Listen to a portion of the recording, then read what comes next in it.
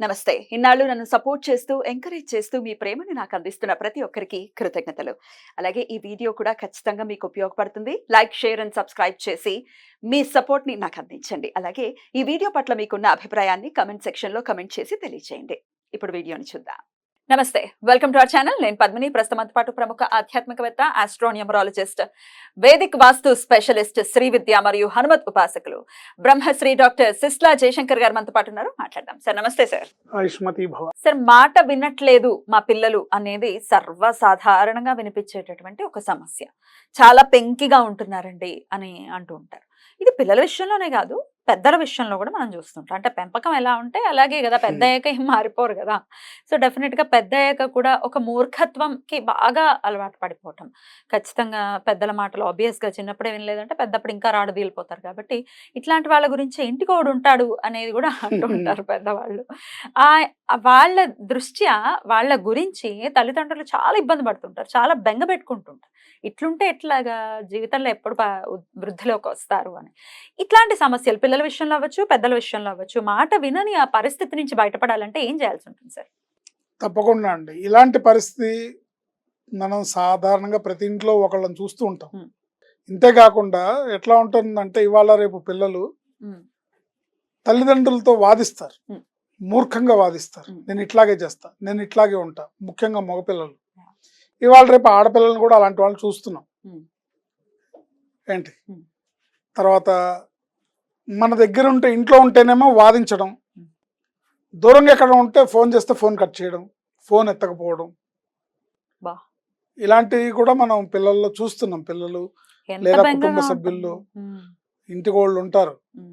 ఒక్కొక్క ఇంట్లో యజమాని అట్లా ఉంటాడు, ఇంటి యజమాని అట్లా ఉంటాడు, ఆ కుటుంబం. ఏంటి ఇలాంటి పరిస్థితి ఒక వ్యక్తికి ఎందుకు వస్తుంది అంటే వాళ్ళ జాతకంలో చంద్ర రాహువులు ఉండే పరిస్థితిని బట్టి ఏ స్థానాల్లో ఉన్నాయి అంటే, రాహు మహర్దశలో చంద్రుడు అంతర్దశగా వచ్చిన, చంద్ర మహర్దశలో రాహు అంతర్దశగా వచ్చిన, లేకపోతే ఇద్దరు ఎక్కడన్నా కలిసి ఉన్నా, వ్యతిరేకమైన స్థానాల్లో ఉన్నా, కలిసి ఉంటే గ్రహణమేగా. ఏంటి అలాంటి వాళ్ళకి ఈ పరిస్థితి వస్తుంది. అందుకని దీనికి మెయిన్ కారణం, మెయిన్ సొల్యూషన్ అంటే మీ జాతకం చూపించుకోవాలి.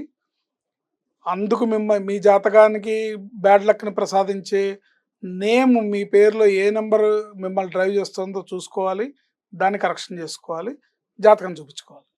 లేదండి మేము జాతకాలు నమ్మమంటారా, దైవాన్ని నమ్మాలి. ఏదోటి చేయాలి, ఏదో పరిహారం చేస్తే కానీ బయటపడలేము. డెఫినెట్లీ ఏంటి ఏదోటి చేస్తే కానీ మనం ఇప్పుడు జనం ఎట్లా ఉన్నారంటే ఇవాళ రేపు సోషల్ మీడియాలో ఏదైనా ఫ్రీగా వస్తే చేయడానికి సిద్ధంగా ఉన్నారు, కానీ వ్యాపారాల్లో లక్షల కోట్లు నష్టపోవడానికి రెడీగా ఉన్నారు. కుటుంబ వ్యవస్థలో, వివాహ వ్యవస్థలో ఎన్ని పెళ్ళిళ్ళైనా చేయడానికి రెడీగా ఉన్నారు. అంటే ఒక పెళ్లి చేశారు, 50-60 లక్షలు 70 లక్షలు ఖర్చు పెట్టి చేశారు, లేదా ₹1 కోటి ఖర్చు పెట్టి చేశారు. ఒకవేళ అమ్మాయికి అబ్బాయికి పొసగలేదు అంటే డైవర్స్ అంటే సిద్ధపడుతున్నారు. మేము ఇంత ఖర్చు పెట్టాం, ఇంత పెళ్లి చేసామని బాధపడట్లేదు, మళ్ళీ రెండో దానికి కూడా రెడీ అవుతున్నారు. కానీ ఒక్కసారి జాతకం చూపించుకో స్వామి అంటే అమ్మో 3,000 ఇవ్వాలండి, అమ్మో 4,000 ఇవ్వాలండి అంటారు. లేదా ఏదన్నా ఉచిత సలహాలు ఏమన్నా లభిస్తాయేమో అని చూస్తుంటారు. సరే మనం అవే చెప్దాం, తప్పే ఉంది దాంట్లో. ఎవరు అంటే అకల్మంద్ ఆద్మీకు ఇషారా కాఫీ అని ఉర్దూలో ఒక సామెత ఉంది. సో అర్థం ఎవరు కూడా కొంచెం వాళ్ళకి ఆలోచన విధానం బాగుండే, ఆలోచన శక్తి ఉంటే ఖచ్చితంగా ఒకసారి నా జాతకం చూపించుకుందాం, ఏమవుతుంది, ఏముందో తెలుసుకుందాం. లేదా పిల్లాడు అలా ఉన్నాడు, జాతకం చూపిద్దాం, ఎలా ఉందో, పేరు ఎలా ఉందో కనుక్కుందాం, డేట్ ఆఫ్ బర్త్ ఎలా ఉందో కనుక్కుందాం అని ఆటోమేటిక్గా ఆలోచన వస్తుంది తల్లిదండ్రులకి. వచ్చిన వాళ్ళైనా రాని వాళ్ళకైనా మనం చక్కటి పరిహారం చెబుదాం. వాళ్ళు మారి వాళ్ళు విజయాన్ని సాధిస్తే వాళ్ళ కుటుంబం హ్యాపీగా ఉంటే ఆ బ్లెస్సింగ్స్ మనకు తప్పకుండా తప్పకుండా చెప్పండి సార్. ఇలాంటి వాళ్ళు చేయాల్సిన పరిహారం ఏంటంటే, ఒక 41 రోజులు దత్తాత్రేయుని పూజించాలి. దత్తాత్రేయుని పూజించాలి. శ్రీదత్త శరణం మమ అనే మంత్రంతో. అంటే ఇలాంటి వాళ్ళు కదా, వీళ్ళు ఎలాగో వినరు కాబట్టి వీళ్ళ కోసం వీళ్ళ కుటుంబ సభ్యులు ఎవరైతే బాధపడుతున్నారో, వీళ్ళ వల్ల ఎవరైతే వీళ్ళ వల్ల ఇబ్బందులు పడుతున్నారో వాళ్ళు వాళ్ళ కుటుంబ 41 రోజులు ఉమ్, దత్తాత్రేయుణ్ణి ఉమ్. దీక్షగా శ్రీదత్త శరణం మమ శ్రీదత్త శరణం మమ అనే మంత్రంతో ఉమ్.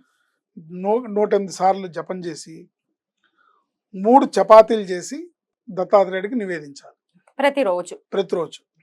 3 చపాతీలు పొద్దున్నే. పొద్దున్నే గోధుమ పిండితో, మైదా పిండితో కాదు.